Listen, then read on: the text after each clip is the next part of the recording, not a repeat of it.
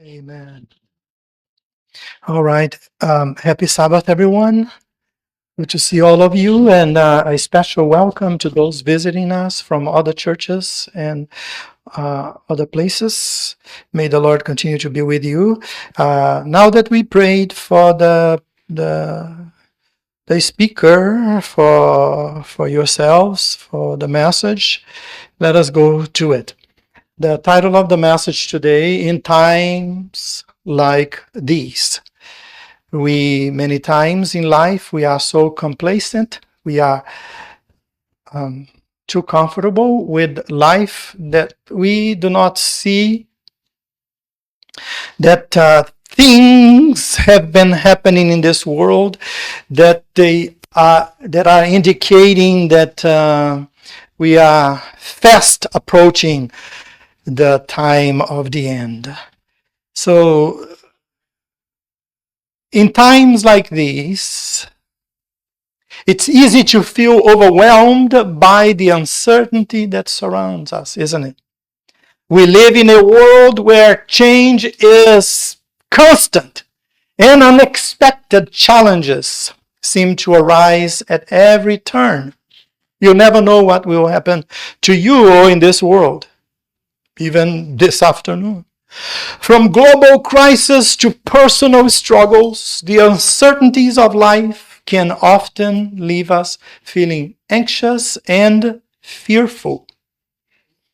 The Bible reminds us time and again that we serve a God who is sovereign over all things, a God who knows the end from the beginning, and who promises to be with us through every storm. Do you truly believe this in your life, in your personal life, and in your life as in reference to this world and the things that are happening in this world and so on? Do you truly believe in such a God who is personal?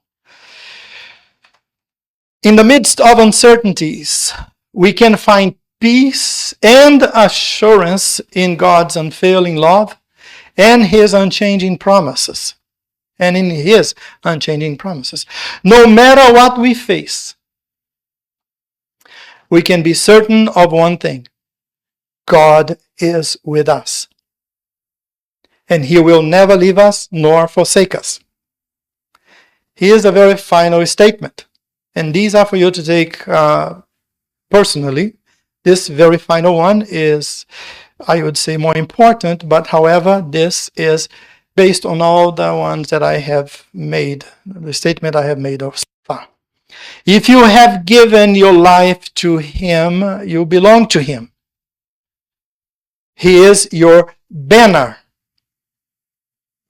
You know, we talk about various countries and things that happen in histories and wars and sports, and they have a banner representing those countries, those wars, those sports.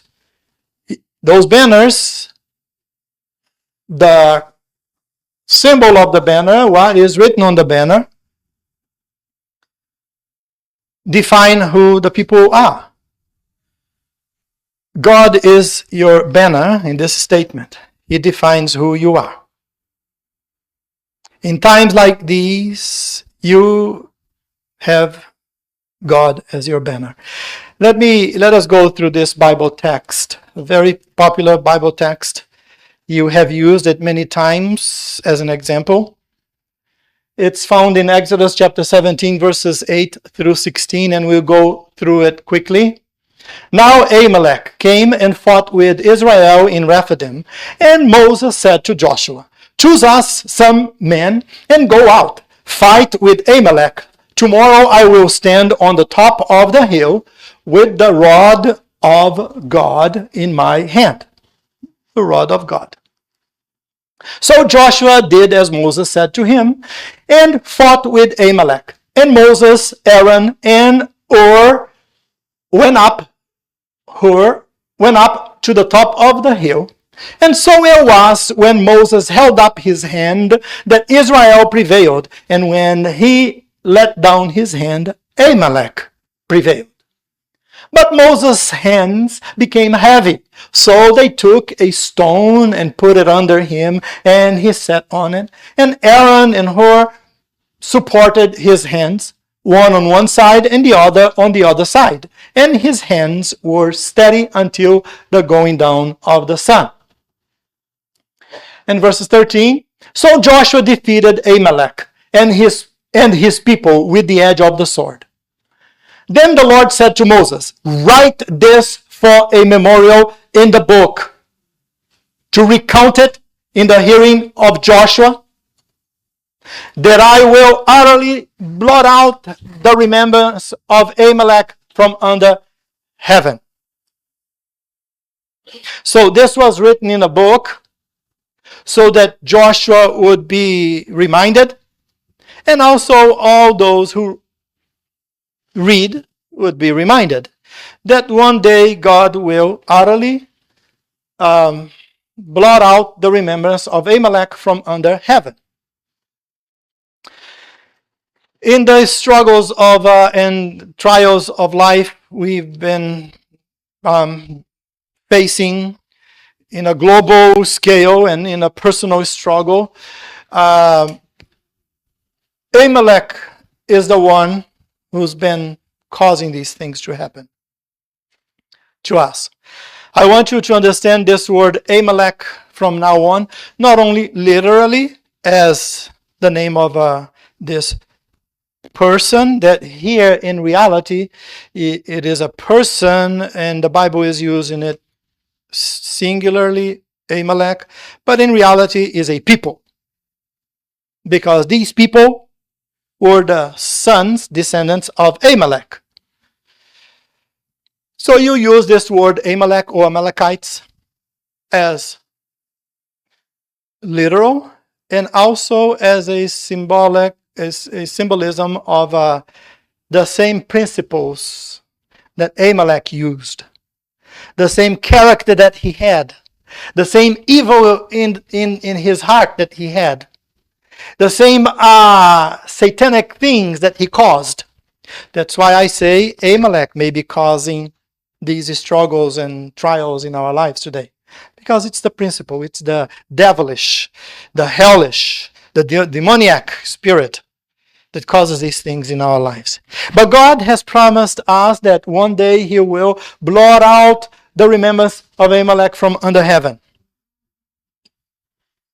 Has that day come already? No. There's one day that He will, when He comes and establish His kingdom. Let's finish the text. Verse 15, and Moses built an altar and called its name, the Lord is my banner. Then you have the word in Hebrew, the tetragrammaton, which was a word that could not be pronounced. Later on was added, every time they ran into this word, the this is in English version of the Hebrew word, YHWH, that people could not pronounce for its sacredness, and also because it could not really pronounce it. For example, even in English, how do you pronounce that?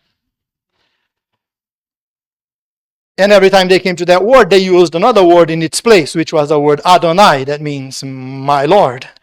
And in modern synagogues today, they use the word Ha-Shem, which means Shem, name, the name. They would not even try to pronounce it. They would just say the name as a reference to God, which became an expression to address God. So, but later on when the vowels of Adonai was added into that tetragrammaton, and then they produced the word Yahweh. Many times, I don't mean to criticize other religions out there, but there is a particular religion out there.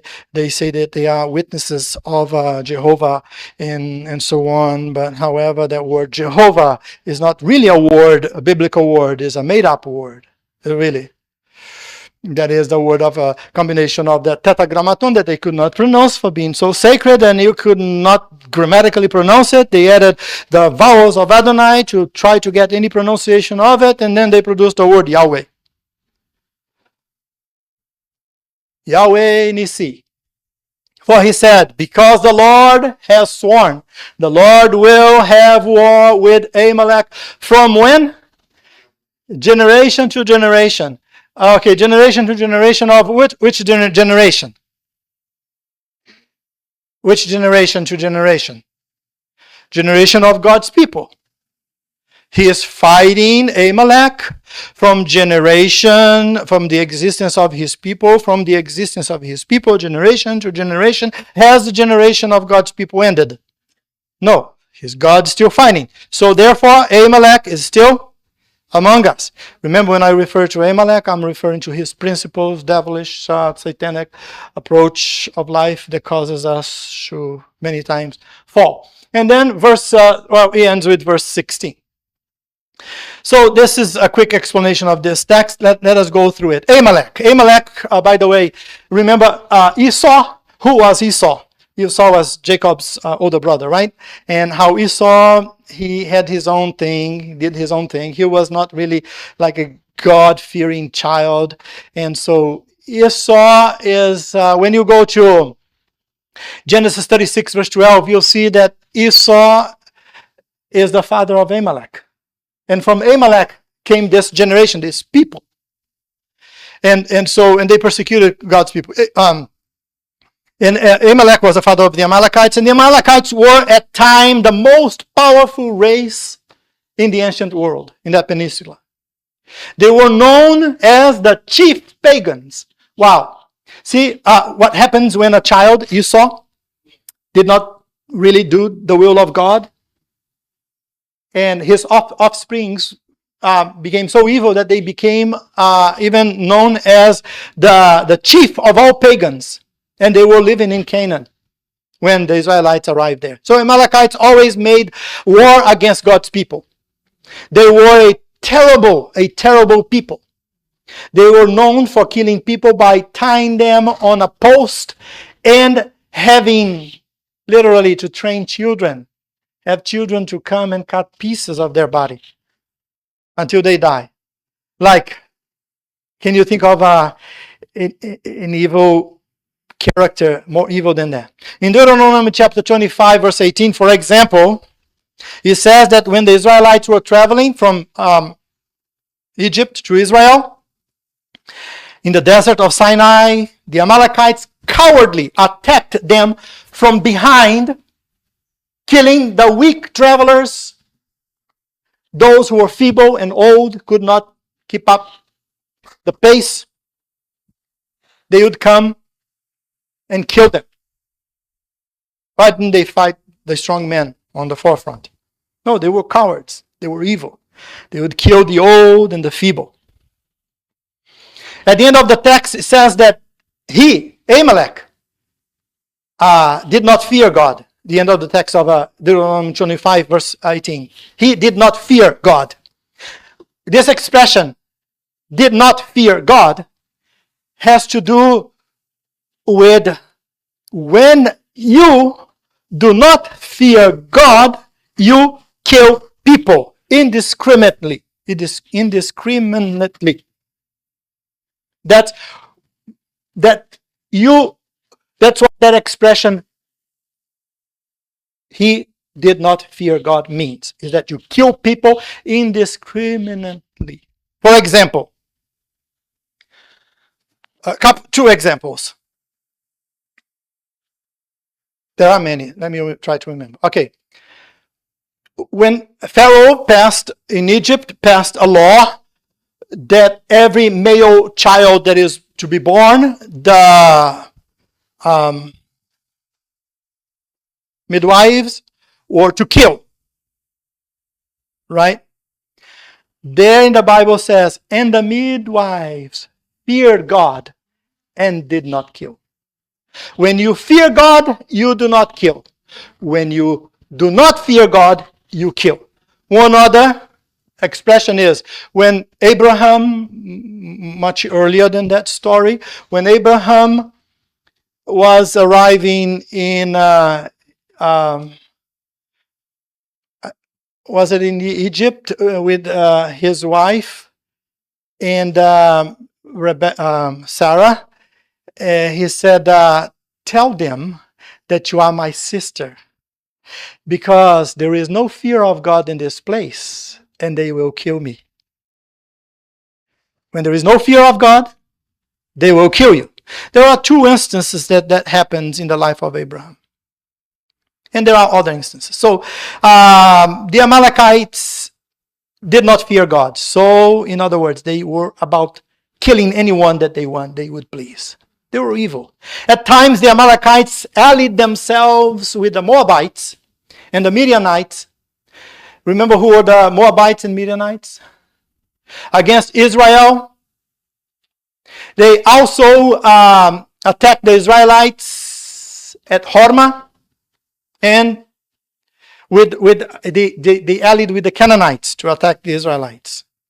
They would not fight them by themselves. They would find other nations. Hey, let's kill them. Convince them and go and attack the Israelites.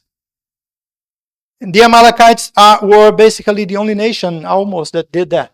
Invited other nations to join them to go and kill the Israelites. For all purposes, Amalekites is a representation of the devil who wants to destroy God's people. Let's settle this here. In verse 9, as we studied, says this. Verse 9, and Moses said to Joshua, choose us some men and go out and fight with Amalek. Tomorrow I will stand on the top of the hill with the rod of God in my hand. So, when evil, the devil, comes against you, when these problems happen, you have to have the help of God. Moses here is talking about the rod of God. Okay? This is the first mention of Joshua, by the way. Okay? The great success of Moses. If you go to Numbers chapter 13, you will see that the list of names of the 12 spies that God chose to spy the land of Canaan. Okay. We just mentioned the passage here is that we are going through is Exodus and so on. But if you go to the Numbers 13, you will see the list of the spies. And but however, in verse 8 shows the name of Joshua, which was not really Joshua, was Hosea. The real name of Joshua was Hosea.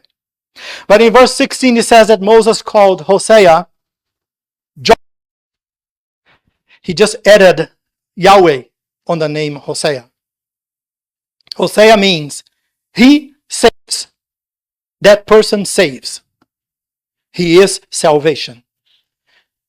Hosea. Joshua means God saves. God is our salvation. So in Moses discipling Joshua to become his successor, he reminded him, from now on your name will be Joshua. Not that you save, but your God is the one who saves. In other words, when Moses called Hosea Joshua, Moses is telling Joshua that it is God who will bring salvation to his people, not him. He will be used by God. He will be just a human leader, but God is the one saving. The rod of God, as we just read here. The rod, the staff, is first mentioned in the book of Exodus, chapter 4, verse 2. Remember what was the situation there? When God appears to Moses in the burning bush. And God asks Moses, what is this in your hand? And Moses answers, it's a rod. And he says, and then he goes on the story. And in Exodus 4:20, a few verses later, he mentions the rod now as being not Moses' rod, but the rod of God. The rod is miraculously transformed into a snake, then back into a rod. The rod and the Red Sea parched the Red Sea. The rod and the rock, Moses struck the rock and water came out of it. The rod and the war against the Amalekites here. These are all the rod of God. The rod is a sign that God is a leader of his people. Moses, it's your rod, but I will have it from now on. This rod has been leading you, helping you, but now it is my rod. So my rod will help you, will be with you. And you see in Psalm 23, the Lord is my shepherd, I shall not want. He makes me to lie down in green pastures. He leads me beside the still water. He restores my soul. He leads me in the path of righteousness for his name's sake. Yea, though I walk through the valley of the shadow of death, I will fear no evil. And then what? Thy rod and thy staff, they comfort me. It is a comfort when God leads you. In the battles against the Amalekites, if you trust the rod of God, it will be a comfort. You will not be fearful and anxious anymore. So the rod is there. The result of the story, the Israelites won the battle against the Amalekites. Verse 15 says this, and Moses built an altar called its name, the Lord is my banner, Yahweh Nissi.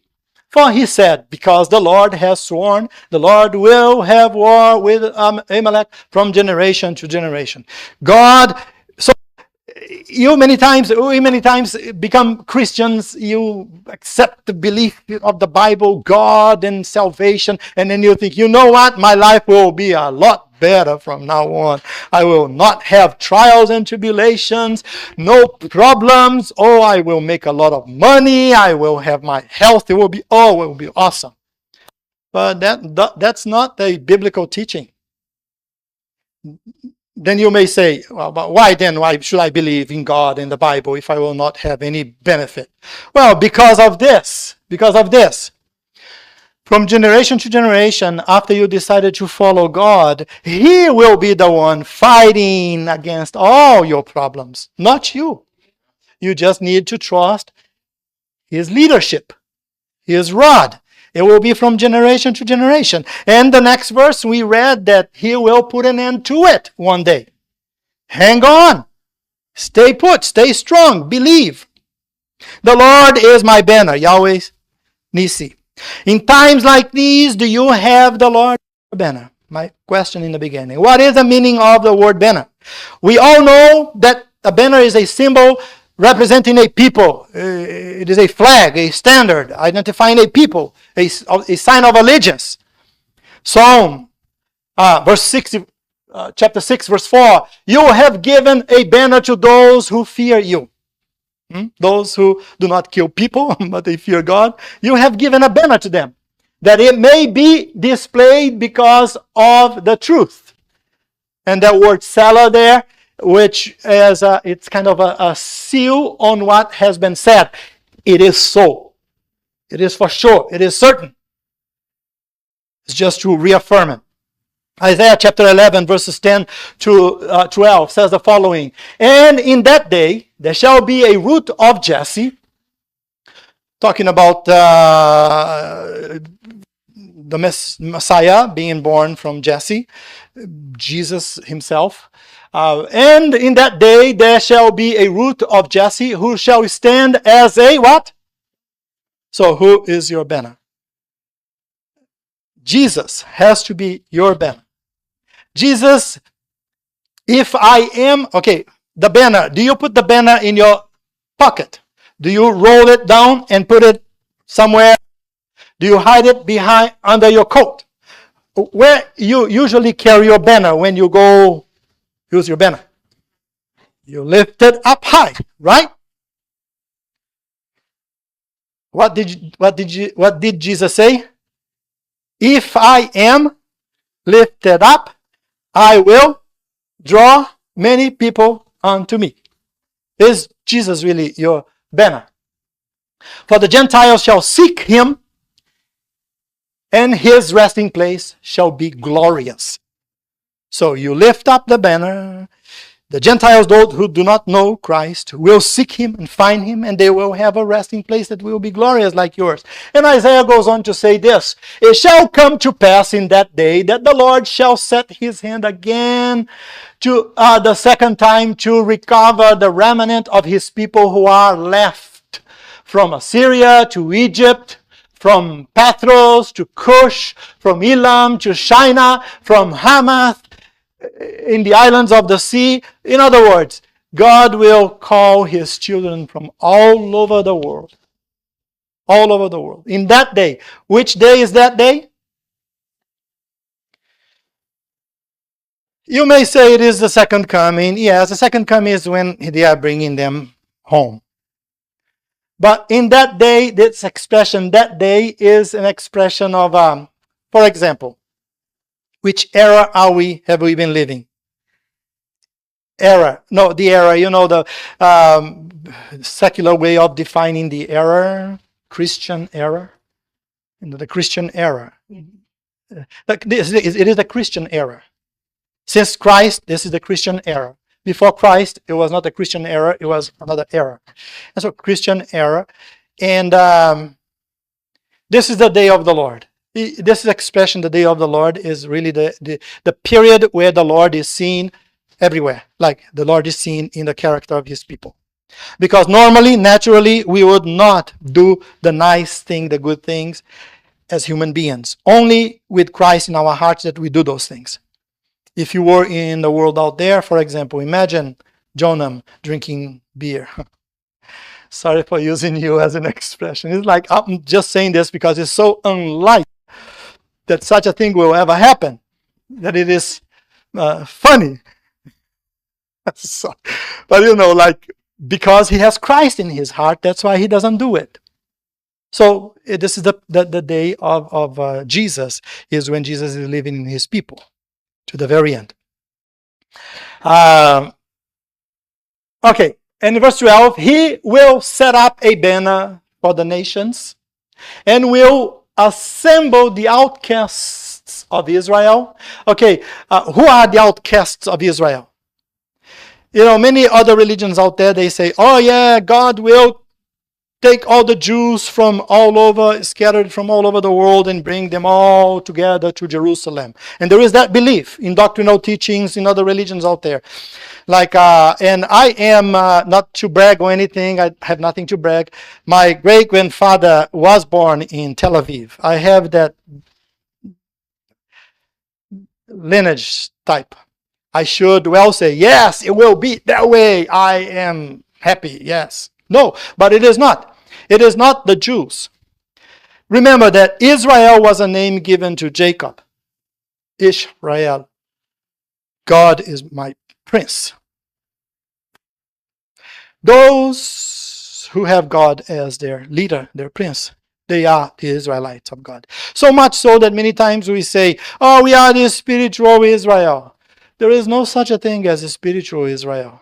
There is no secular Israel, right? There is only Israel. You are either Israel or you are not.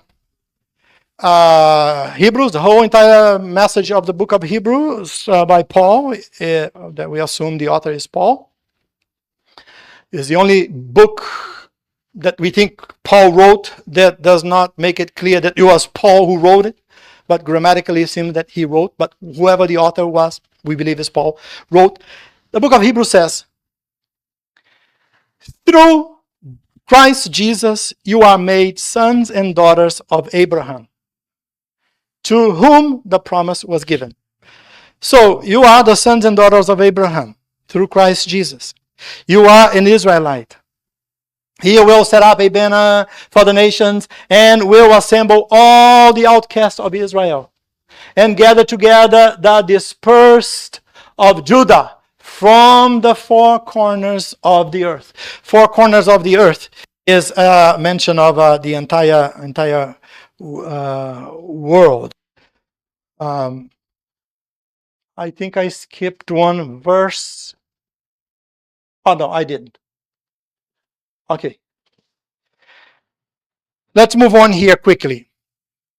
Let me share this from Bible Training School, March 1909, paragraph 3.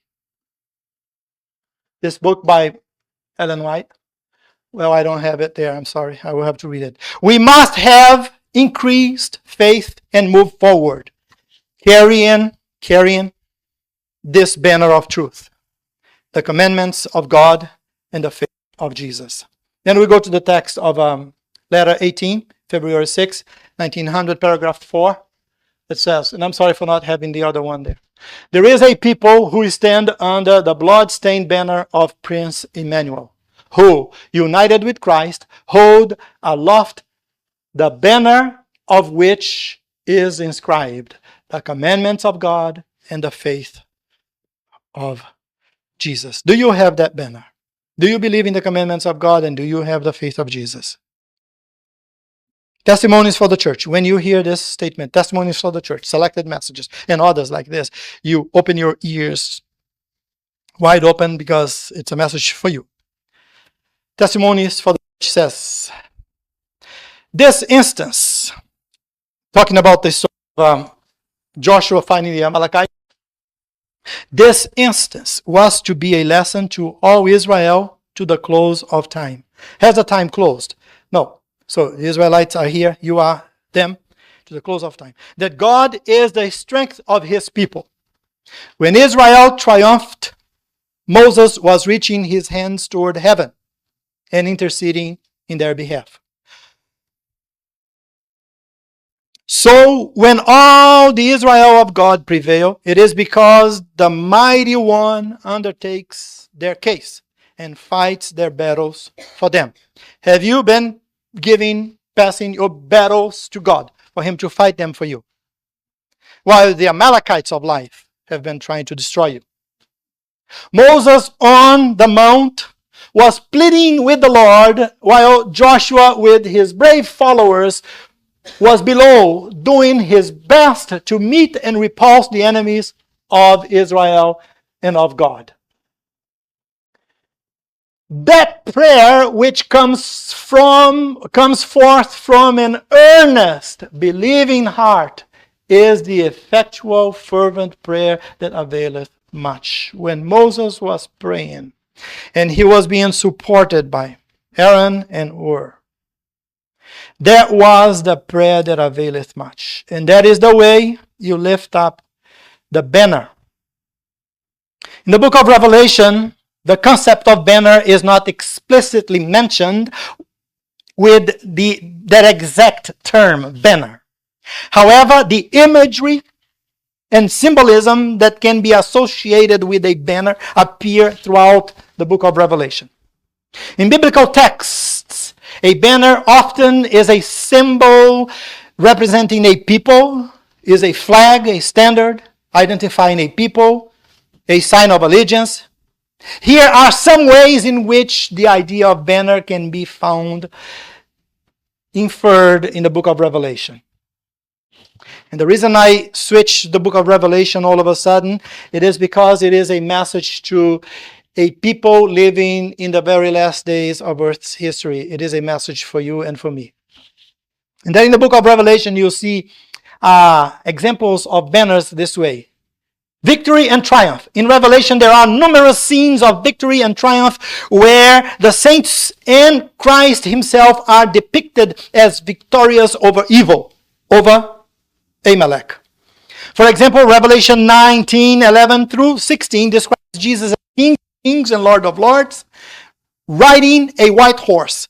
This imagery is reminiscent of a victorious banner as Jesus leads the heavenly armies in triumph. In the statement, the sealed servants of God, in Revelation 7 verses 1 through 8, the servants of God are sealed on their foreheads. This seal can be seen as a type of banner, making the people who belong to God distinguished and distinguishing them from those who follow the beast. This seal serves as a relying point, showing allegiance to God and identifying the faithful.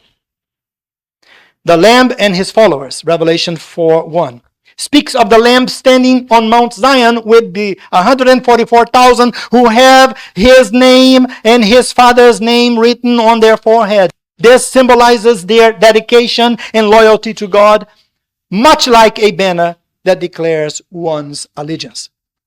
The Battle of Armageddon. In Revelation chapter 16, verses 12 through 16, the final battle between good and evil, between the Israelites and the Amalekites, is depicted.